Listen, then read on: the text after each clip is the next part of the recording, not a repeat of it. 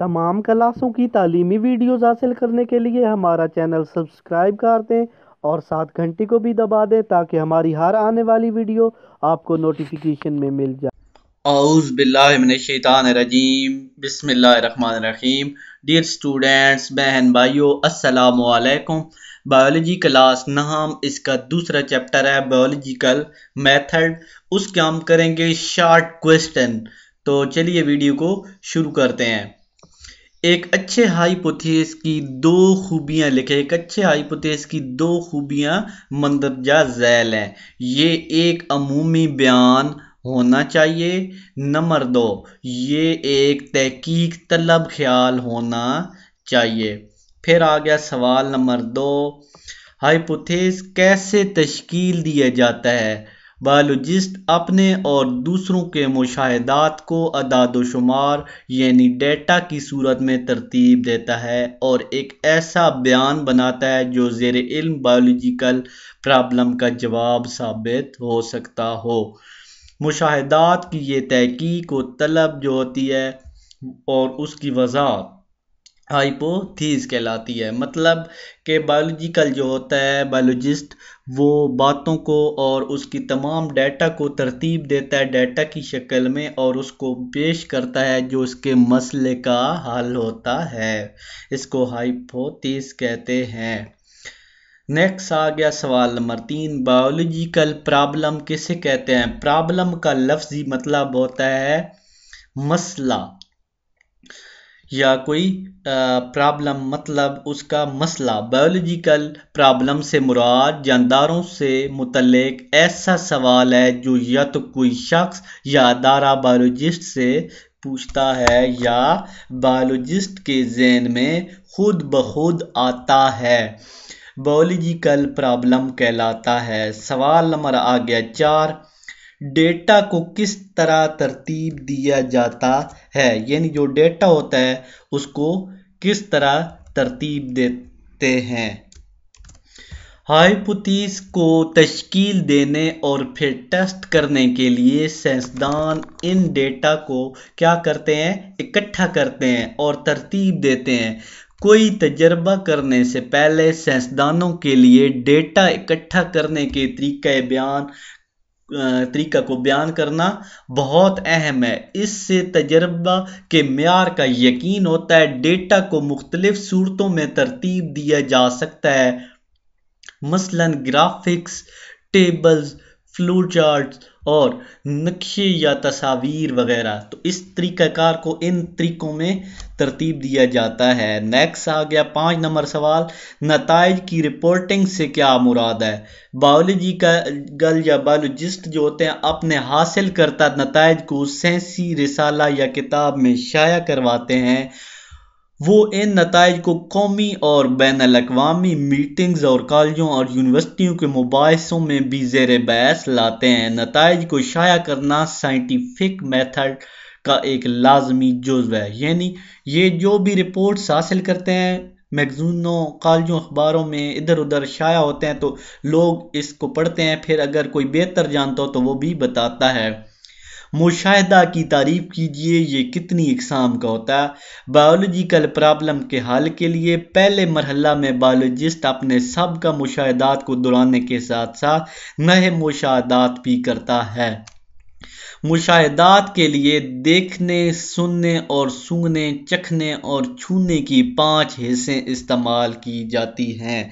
मुशाहिदात की कितनी इकसाम है, 2 इकसाम है। माहियती मुशाहिदात जिनसे माहियत नापी जाती है, मिकदारी मुशाहिदात जिनसे मुशाहिदा मिकदार में मुशाहिदा किया जाता है। सवाल नंबर आ गया 7 हमारे सामने कि इंसान हमेशा से बायोलॉजिस्ट रहा है, इसकी हमने वजाहत करनी है।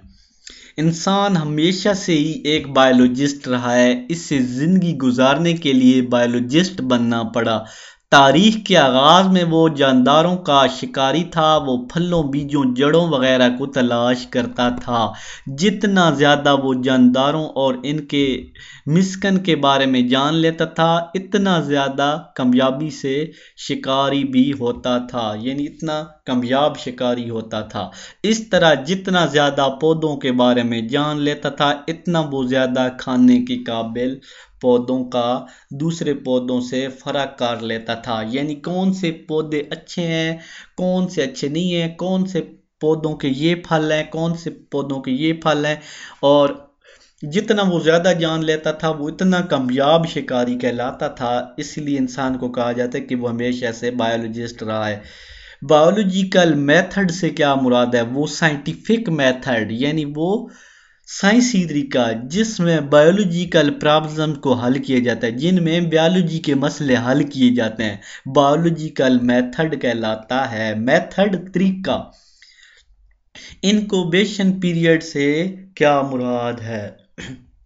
اس سے مراد کسی پیراسائٹ کے میزبان کے جسم میں داخل ہونے اور بیماری کی علامات ظاہر ہونے کے درمیان کا وقفہ ہے، یعنی کوئی جانور ہے، اس جو میزبان ہے، جیسے مچھر ہو گیا، تو اس کے وہ جب بیماری انسان میں منتقل کرتا ہے تو انسان کے اندر وہ بیماری آتی ہے، تو وہ بیماری داخل ہونے سے بیماری کی علامات ظاہر ہونے تک جو بھی وقفہ ہوتا ہے وہ کہلاتا ہے انکوبیشن پیریڈ۔ نیکسٹ سوال آ گیا، سوال نمبر 10۔ بایولوجیکل میتھڈ میں مقداری مشاہدات بہتر ہوتے ہیں کیسے؟ تو مقداری مشاہدات اس لیے بہتر ہوتے ہیں کیونکہ یہ متغیر نہیں ہوتے، ماپے جا سکتے اور ان کا اندراج ہندسوں کی صورت میں کیا جاتا ہے۔ مثلا پانی کا نقطہ انجماد جو ہے، یعنی جب پانی جم جاتا ہے تو تب 0 ڈگری سینٹی گریڈ، جبکہ اس کا نقطہ ابال یعنی پانی جب ابل رہا ہوتا ہے تو وہ 100 ہوتا ہے۔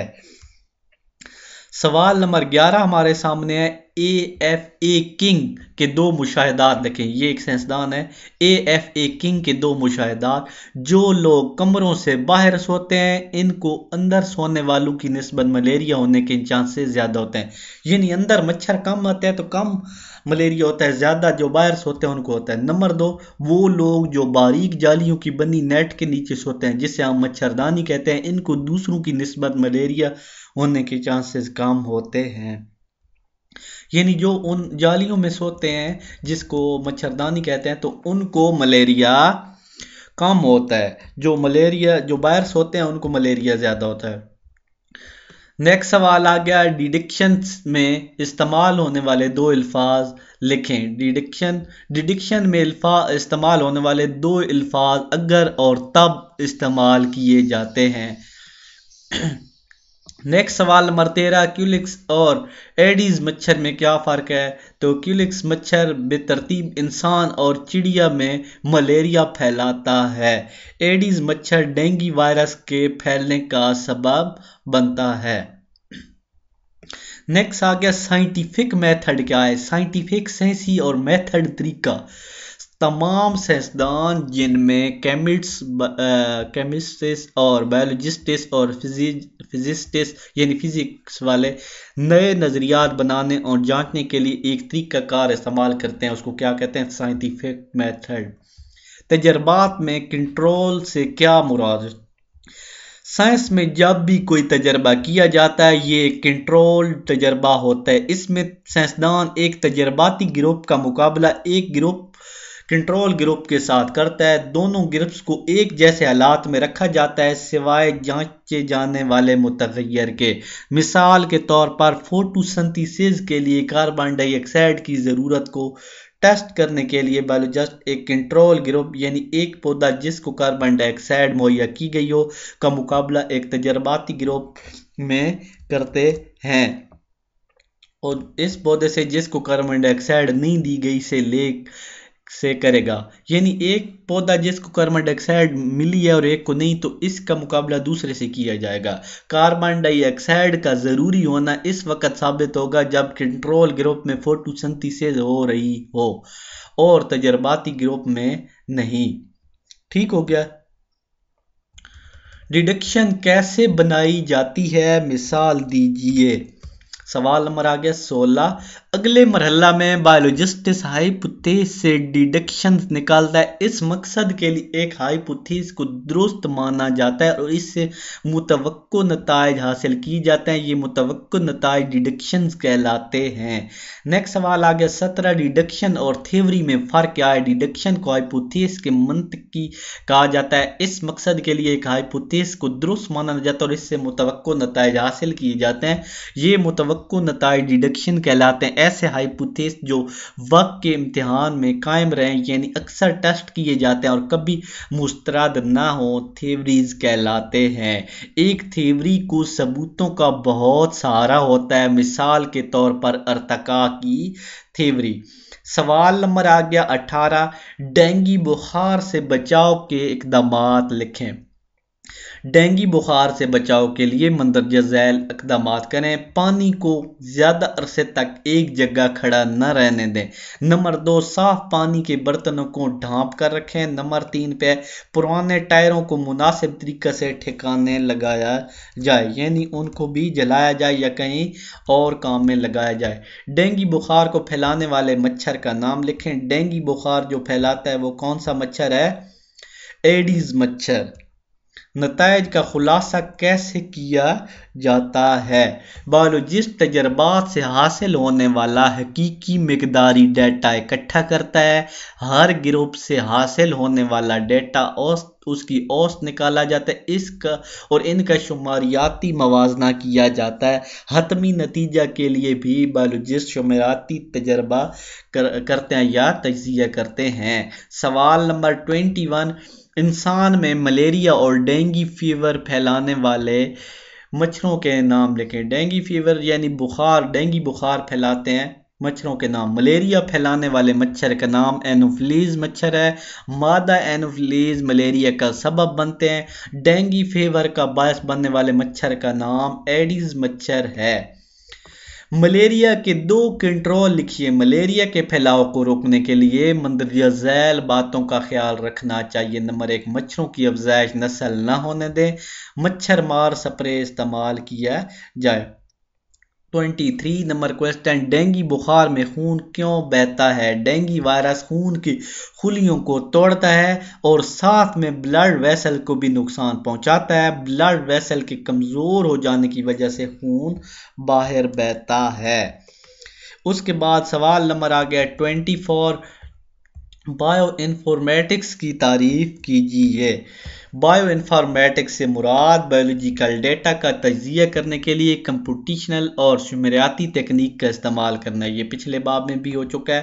نسبت اور پروپورشنل میں کیا فرق ہے؟ نسبت اور پروپورشن، اس میں کیا فرق ہے؟ اگر 2 مقداروں نسبت A اور B میں تعلق کو حاصل تقسیم کی صورت میں ظاہر کیا جائے تو اس کا تعلق کو ایک مقدار کو دوسری مقدار کی نسبت کہتے ہیں۔ اس کولن کی علامت بھی استعمال کی جاتی ہے، یعنی یہ کولن کی علامت بھی استعمال کی جاتی ہے۔ پروپورشن سے مراد 2 مقداروں کے تناسب کو ملانا۔ اس مقدار کے لیے برابر کی نشانی استعمال کی جاتی ہے۔ مثال کے طور پر A نسبت B برابر ہے C نسبت D، اور تناسب کے لیے C نسبت D کے درمیان ایک پروپورشن ہے۔